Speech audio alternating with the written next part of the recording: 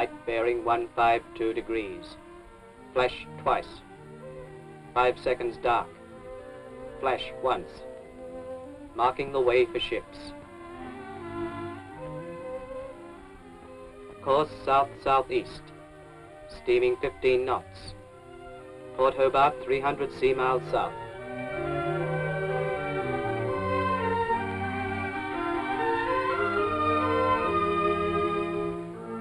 Australia is the largest island in the world, with a coastline stretching 12,000 miles. 237 lights mark the Australian coast, warning seamen of reefs and shallows, pointing the way through safe channels. Lighthouses mark the southern promontories, where ships from Suez and London round the Australian Cape. Along the tropic north coast and the Barrier Reef, lights guide traffic from the China Seas, ships from the Americas approaching Australia through the sea lanes of the Pacific. Latitude 43 degrees, longitude 146 degrees. The chart identifies Maatsuyker Island and the Black Witch Rocks, southernmost Australian light, below Tasmania. Visibility of light 25 miles. Landfall 1,000 feet above the sea.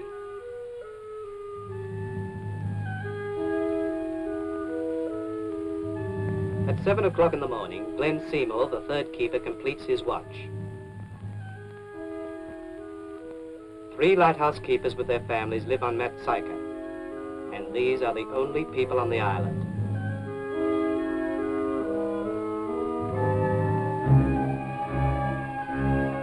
Andy Mitchell, the head keeper, and Len Jackson, the second, begin the first duty of the day, to service the light.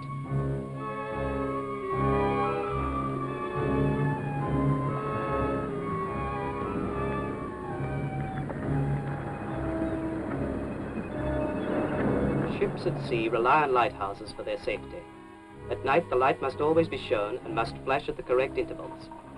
If the light were out, or flashing in wrong order, the point of land or danger would be wrongly identified. Everything must be exact. The mechanism of the light is driven by weights, very like a grandfather clock.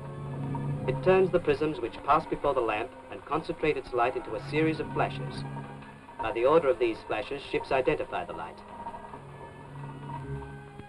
A light flashing at the correct intervals must be exhibited from 15 minutes before dusk until sunrise.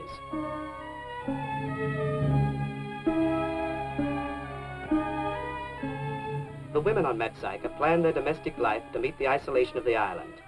The supply vessel calls only 4 times a year and is often delayed for weeks by bad weather. They bake bread, preserve fruit, meat, eggs, and make jam. 6 months' supply of food is always in store for an emergency.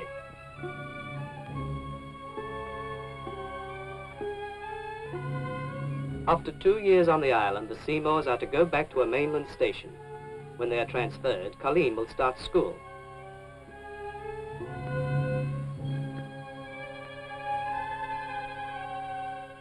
Graham Jackson, her only young companion on the island, has started his schooling by correspondence.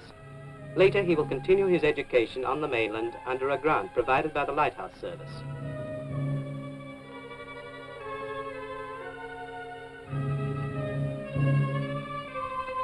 Maatsuyker lies in the path of the roaring Forties, a high island exposed to gales and rain. But in the hollows, protected by low scrub from the winds and rough weather, Mrs. Mitchell has managed to grow a few flowers and vegetables.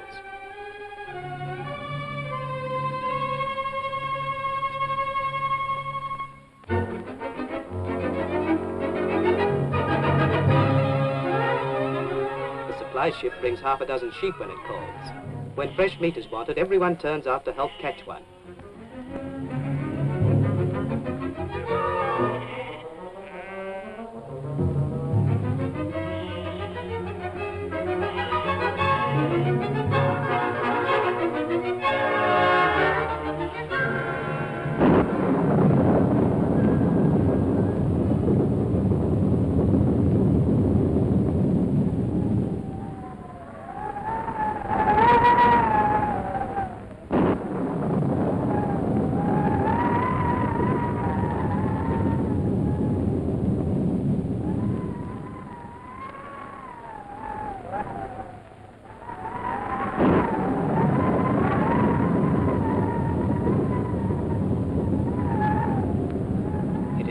fine for long on Maatsuyker. As the head keeper comes down to take the first watch, he knows a rough night lies ahead for those at sea.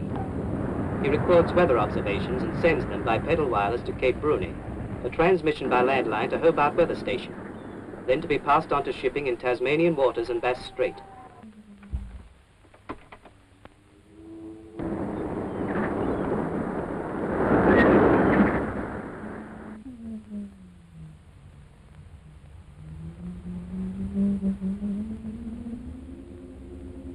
VL, 7DL, Maatsuyker Island to Cape Bruni. Sea rising. Wind westerly. Velocity 60 miles per hour. Clouds cumulus, nimbus, and bractonimbus. Height 1,000 feet. Barometer 29.8. Falling.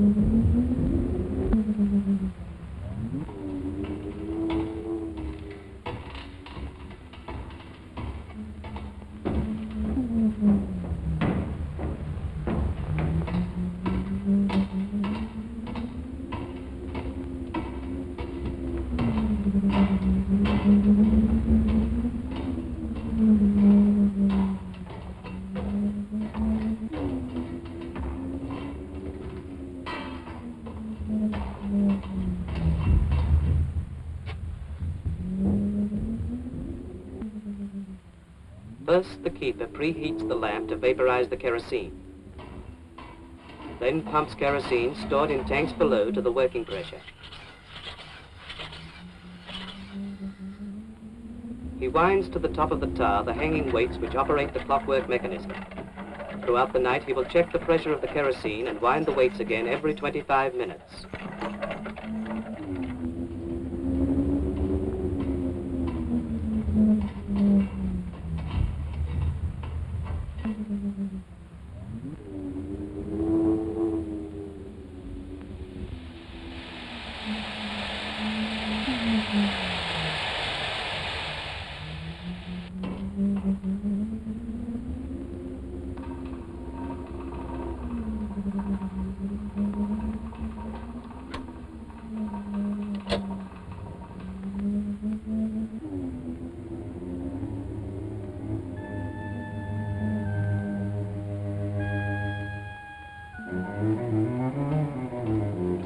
Minutes to wait. There is time to relax.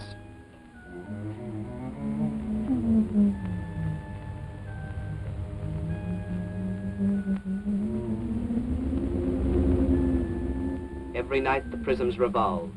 The light flashes beat against the dark, and seamen identify the light from the cycle of its flashes. At 10 o'clock, the second keeper will begin his watch. The third watch is from 2 o'clock until 7. Every night, the watch unbroken.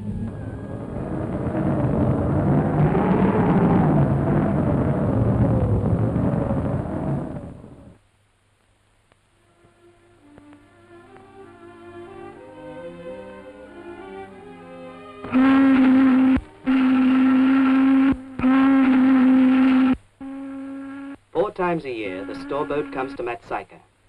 4 days in the year for contact with the outside world. Even so, there is little time lost in landing and transferring stores and people, for a change in wind direction and a swift-running sea can quickly make the landings unworkable, and the ship must run for shelter to a bay or cove.